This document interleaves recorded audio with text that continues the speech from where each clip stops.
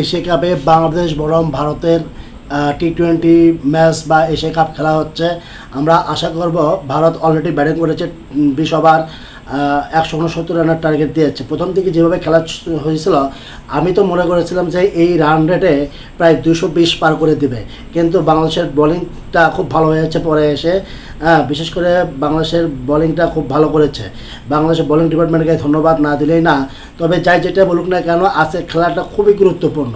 Asia কাপে আজকের খেলাটা খুবই গুরুত্বপূর্ণ এবং আজকের এই ম্যাচটা, শুধু আজকের এই ম্যাচটা আমরা বাংলাদেশের ক্রিকেট টিমকে সাথে আছি। আজকের এই ম্যাচটা বাংলাদেশ ক্রিকেট টিমের জিততেই হবে, যেভাবে হোক যেমনেই হোক আজকে এই ম্যাচটা জিততেই হবে। সোজা কথা, জেতার কোনো বিকল্প নেই। অর্থাৎ আজকে ম্যাচটা ভারত হারবে বা হারাতেই হবে যেভাবে হোক।